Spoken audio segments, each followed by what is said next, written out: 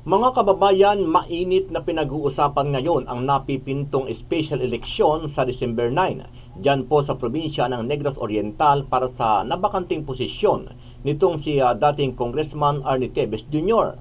Ang malaking issue dito, kabayan, ay tatlong magkakamag-anak na mga digamo ang posibleng magkakalaban bilang kongresista ng probinsya.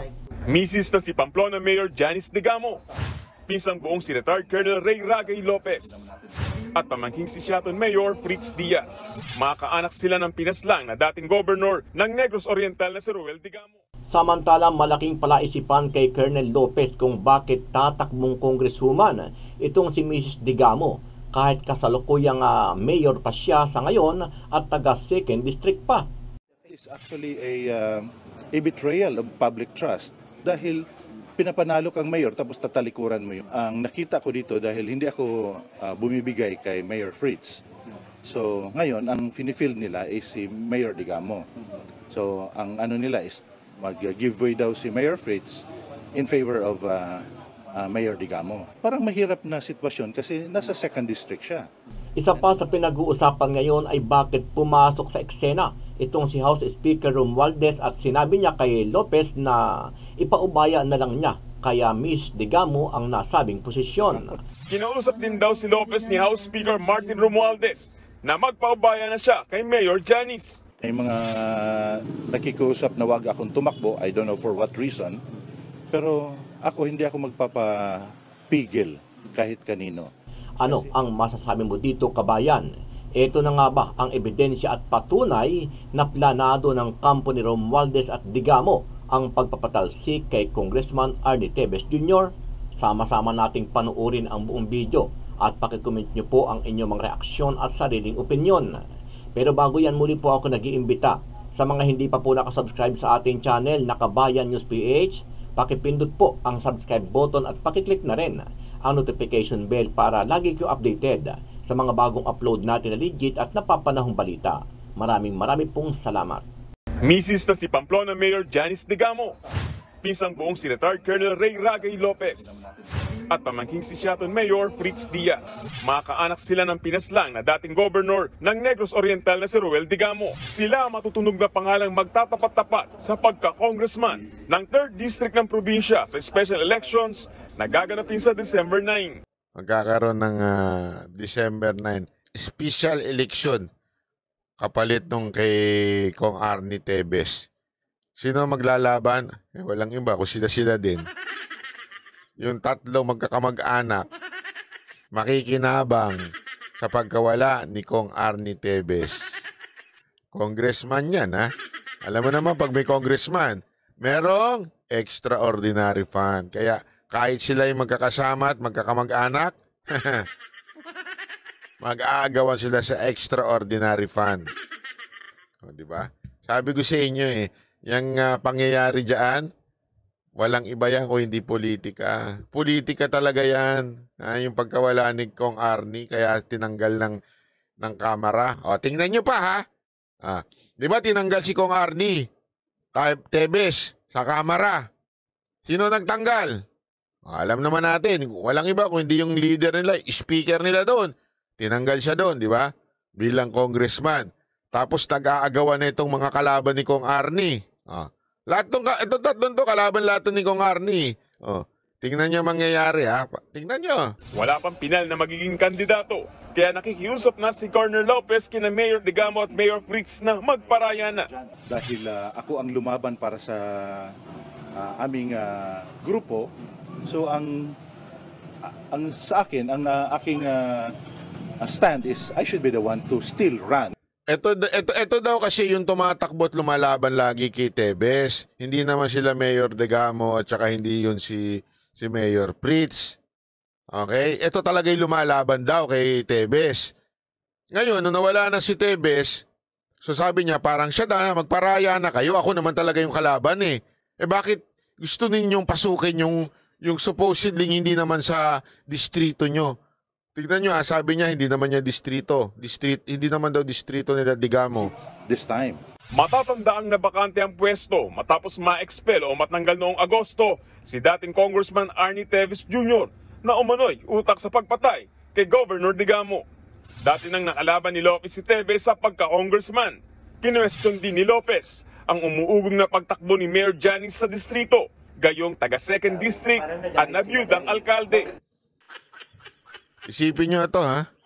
2nd District siya, biglang tatakbo siya ng ibang distrito. Wala ka, rehistrado ka sa ibang distrito, bigla ka lilipat ng distrito porket wala na si Tevez. Sa bagay. Hindi, alam mo, expected yan sa probinsya eh.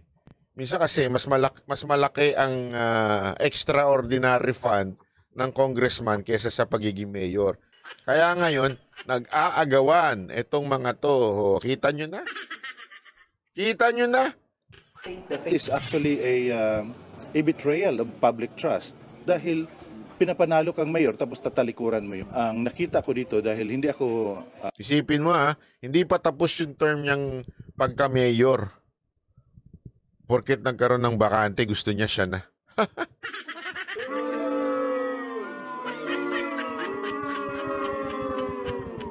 Paano ba yan, Mayora? Di lumabas talaga ang tunay mong kulay.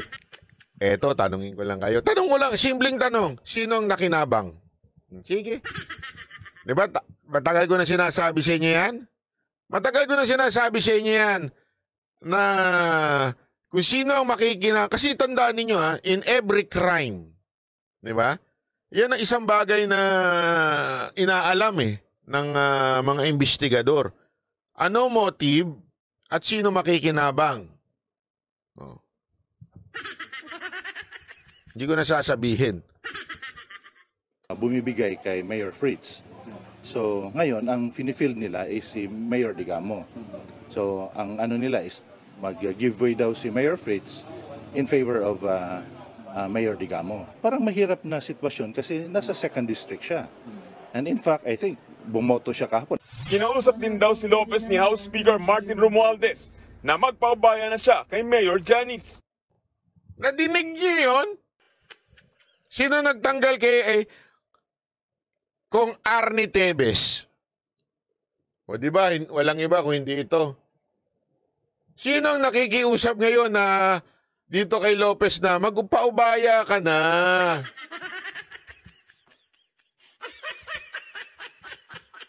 Tanungin ko kayo, ano sa tingin ninyong motibo? Napaka-obvious, no?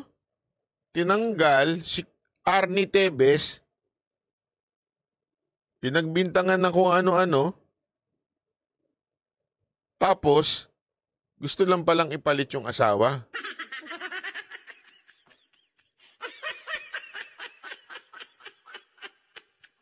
So kung iisipin mo to, isipin nyo na maigi to. Ganun hubang katanga si Kong Arnie Tevez para patayin niya si Digamo? Isipin nyo mabuti yan. Gusto mo mawala ng kalaban? Patayin mo, ganun. Hindi, isipin nyo maigi yan, Siya makikinabang? Siya nga nabura sa eksena dyan, Siya ang napatalsik, siya ang nawala ng negosyo. Tapos siya pa ang nagpapatay? Anong klaseng katangahan yun? Alam nyo, matindi kasi dyan sa Negros. Eto, hindi matalo-talo ang mga Tevez dyan. Kaya nga nangyayari dyan, nagpapalitan lang sila magkakapatid. Yung magkapatid, si Arnie tsaka yung isa, si Henry, nagpapalitan lang sila. Hindi makuha yung posisyon nila na Congress. Hindi ko alam ba kinukuha yun. Dahil ba siya extraordinary funds? So, para maalis sila, ano sa tingin ninyo? Ito. Hindi mo na kailangan espelingin. Ang mga Tevez, nakaposisyon. Gets ninyo? Nakaposisyon sila. Hindi nga sila natatalo dyan. Paano sila matatalo dyan? Ang lakas-lakas nila dyan. Hindi sila matatalo. Tapos, gagawa sila ng isang bagay para maging dahilan na maalis sila sa kapangyarihan? How stupid is that? Ikaw na lang mag-isip Kung ikaw yung nasa posisyon, Stable ka sa posisyon na to, wala namang bumabangga sa akin dito. Kahit sino bumangga sa akin, talo eh. Hawak po itong posisyon, nagpapalitan lang kami magkapatid. Gagawa ka ng isang bagay para ikatanggal mo, para ikagulo ng lugar mo, tapos mapalitan ka. Oh, sino gustong ipalit ni speaker? Oh, pakinggan ninyo. Pakinggan. Ang mahirap na sitwasyon kasi nasa 2nd district siya. And in fact, I think bumoto siya kahapon. Kinausap din daw si Lopez ni House Speaker Martin Romualdez na magpaubaya na siya kay Mayor Janice. May mga nakikiusap na wag akong tumakbo, I don't know for what reason. Pero hindi ako magpapapigil kahit kanino. Kasi ang pipigil lang sa akin na wag tumakbo yung tao dito sa 3rd district. Nako, baka ikaw naman ang isunod. Hindi, kasi di natin alam kung baka hindi sila friendship nito, ni Lopez. At ang gusto ni Romualdez, yung friendship niya. Sayang nga naman yung mga opportunities sa lugar nila. Pero nauna nang sinabi ni Mayor Janice na desisyon ng kanilang partido ang masusunod kung sino ang tatakbo. Umuugong din ang umani pagtakbo ng kapatid ni Arnie Teves na si dating Congressman at Governor Pride Henry Teves. Some of them want me to carry the banner, though my interest in going to Congress now is not really that high. Hindi ko alam kung gaano ako ka-motivated bumalik sa legislature. Sure, because I had been there already. Wala naman daw problema sa kanya kung sino man ang tatakbo kina Mayor Janice. Isipin mo. Pasensya na kayo, Mayor Pritz at Mayor Degamo. Kung naloloko nyo yung mga constituent ninyo, kami yung mga nasa social media, hindi nyo kami maloloko. Kitang-kita eh. Kitang-kita. Ang sumunod na pangyayari ay, parang naging concern daw itong si House Speaker Romualdez. Naging concern, sabi niya, ako ang magiging caretaker ninyo sa 3rd District. Dahil expelled na itong si Teves, ako muna ang caretaker ninyo. Aba, galing. Talaga nga naman. Very concerned. Ano? Diba? Isang ka nakakita ng House Speaker, ganyan ka concern sa Negros Oriental. Diba? Ang tanong, ano ang meron sa Negros Oriental? At yung treatment mo, yung sinasabi na this is whole of the nation approach, anong meron kung bakit ang treatment ninyo ay sa Negros Oriental lamang? Dahil magbibigay ako sa inyo ng 2 lugar kung saan pareho ang nangyari, halos pareho nangyari, pero hindi ganun yung treatment. Ano ba yung mga treatment na ginawa nila? Nung namatay si Governor Roel Degamo, abay, buong bansa pumunta doon sa burol. Diba? Buong bansa, yung president, senator, kongreso, halos lahat sila pumunta. Nung pinaghahanap ko yung mga suspect, abay, bata-batalyong sundalo ang inabala at pinadala sa Negros Oriental alone. Bakit yung mga ibang insidente, hindi naman ganun pinadala yung bata-batalyon na sundalo, di ba? Tapos, press con dito, press con. Halos araw-araw ang topic, Negros Oriental. Samantalang, ang daming probinsya sa buong Pilipinas. Siyempre, noong una, kaya nga nila pinaupo etong si Roel Degamo. Kasi nga, thinking siya yung pwede nilang mahawakan. Nung tutol na tutol siya doon sa NIR Bill, Negros Island Region.